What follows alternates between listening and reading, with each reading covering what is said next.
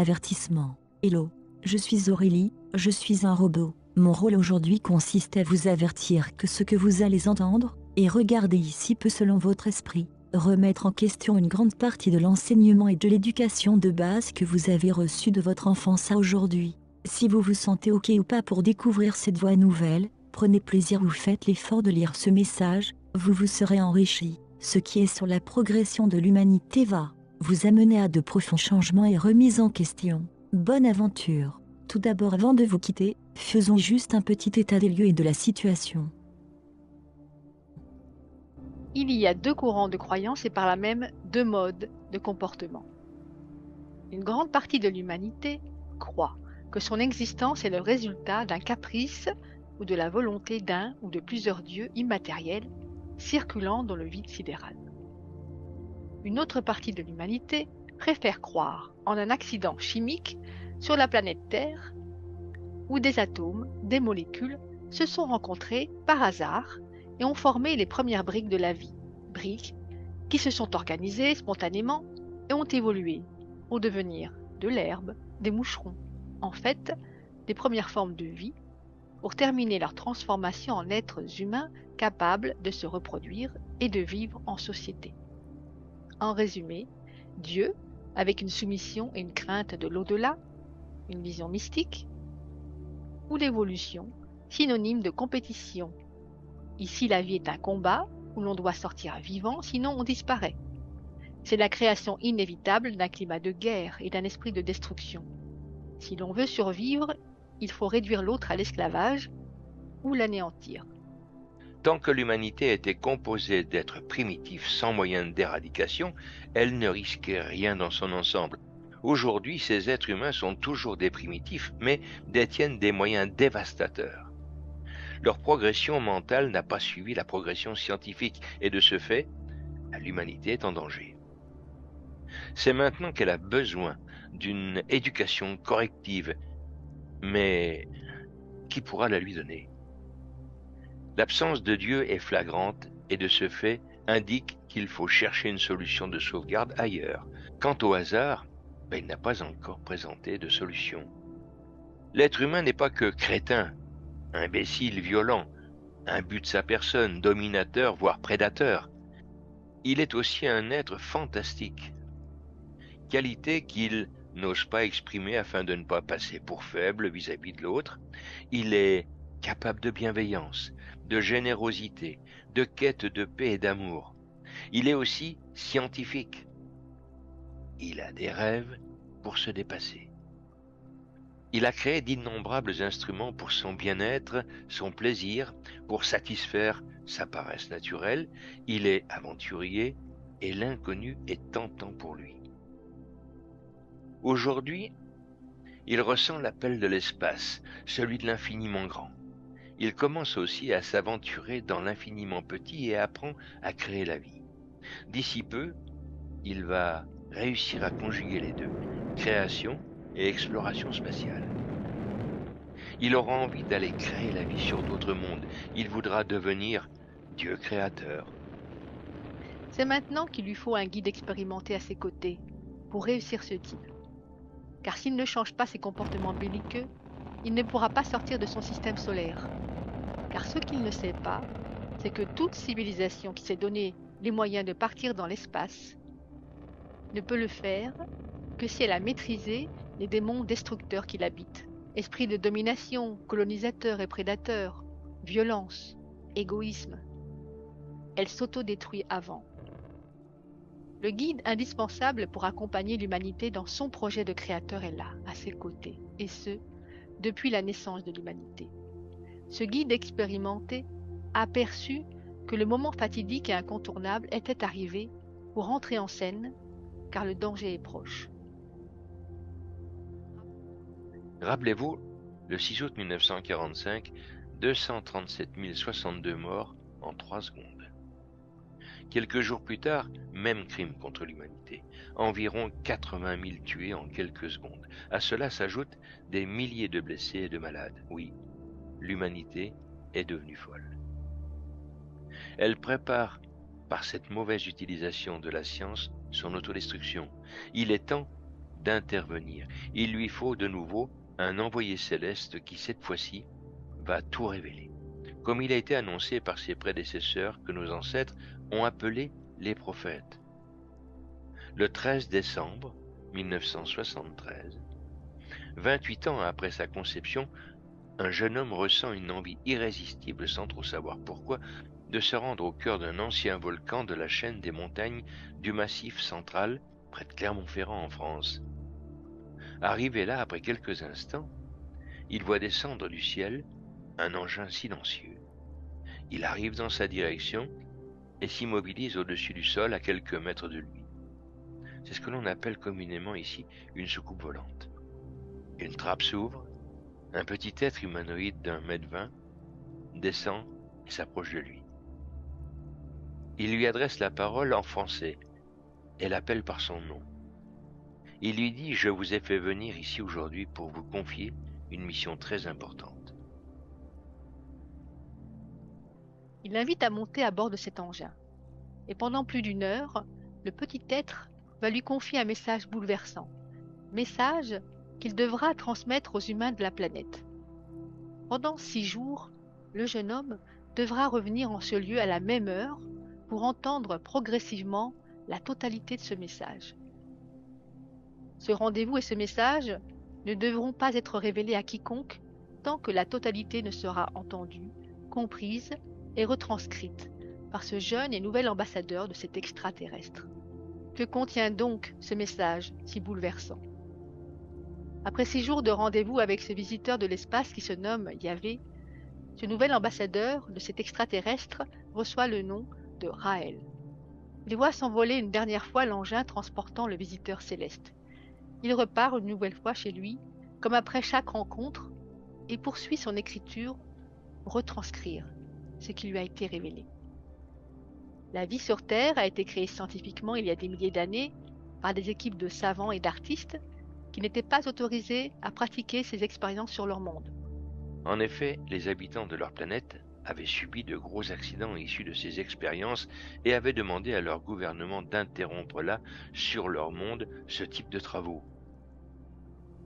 Depuis longtemps déjà, les explorateurs de l'espace avaient identifié quelques planètes où il était vraisemblablement possible de s'installer, moyennant de vastes travaux de terraforming. Les savants n'ont désiré sur leur monde saisir l'opportunité et il leur fut accordé de poursuivre leurs recherches sur ces terres vierges. Après un fastidieux aménagement, les sols étaient rendus adéquats pour aménager les divers laboratoires nécessaires à leurs travaux. Installés confortablement et bénéficiant des technologies les plus avancées, les chercheurs scientifiques et les artistes commencèrent leur activité créatrice. Dans ces laboratoires, c'est la création du vivant qui était le but à atteindre. C'est ce secteur d'activité qui a effrayé leur population là-haut sur leur monde. Ici, tout est permis. Une très grande variété de formes de vie, végétale et animale, va sortir de l'esprit créatif des scientifiques et des artistes qui, sans leur talent, auraient rendu la végétation grise, terne et sans attrait. Ils construisaient un nouveau monde pour eux et pour leur humanité là-haut au loin. Le beau, le bon, le bien était leur credo. Sur l'une de ces 3 planètes, où ils vont développer leur science, ils vont rencontrer le temps passant des difficultés majeures, qui vont les obliger à renoncer à ce rêve. Cette planète est trop proche de leur planète d'origine, et ces travaux effraient encore les populations qui ne se sentent pas en sécurité. Tout sera détruit sur ordre du gouvernement. La seconde planète, elle, est trop proche de son soleil, et la vie ne peut se développer. Elle meurt avant de s'équilibrer. La troisième est trop humide, et la végétation va étouffer les chances de diversifier les créations envisagées. Pendant cette période de travaux des scientifiques et artistes, et jusqu'à leur déconvenue, au loin, à 1 année-lumière de leur monde d'origine, les explorateurs ont découvert une planète vierge qui pouvait remplir toutes les conditions requises pour satisfaire des savants créateurs désireux de réussir l'implantation de la vie sur une terre vierge. Après bien des mesures, des calculs des analyses de possibilités environnementales, les explorateurs vont terraformer un continent unique sorti de la profondeur de cet océan, recouvrant complètement la surface de la Terre. Avertis de cette opportunité, les savants et les artistes s'y engagent immédiatement. C'est à partir d'ici que l'histoire de l'humanité, notre humanité, va commencer. Les travaux abandonnés sur les 3 planètes précédentes reprennent intensément. La flore terrestre et aquatique renaît dans les laboratoires. Les formes de vie équilibratrices, virus, microbes, bactéries, insectes pollinisateurs, et enfin les animaux aquatiques, capables d'une vie autonome et de se reproduire dans un merveilleux équilibre écologique, se voient intégrer ce milieu immense de l'océan. De même pour les animaux terrestres et pour les oiseaux, qui vont s'installer dans cette nature luxuriante faite avec toutes les extravagances possibles imaginées par ces génies créateurs. Les architectes du vivant et les artistes s'en sont donnés à cœur joie. Si bien que des concours avaient lieu régulièrement pour le plaisir.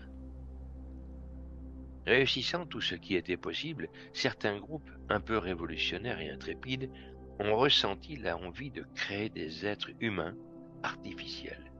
Pour voir. Stop. Stop, leur a-t-il été sommé. Ce type de création sera interdit. Allez demander à des génies créateurs de ne pas aller au bout de leur tentation.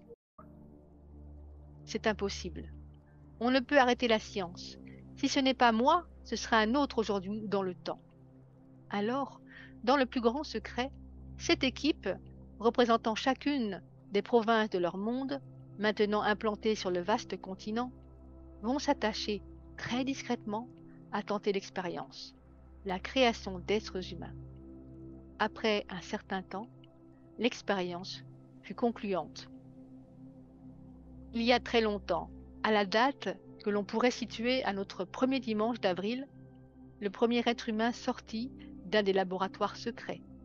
Et puis d'autres, et d'autres virent le jour. De ces 7 laboratoires, 7 souches humaines commençaient à se développer.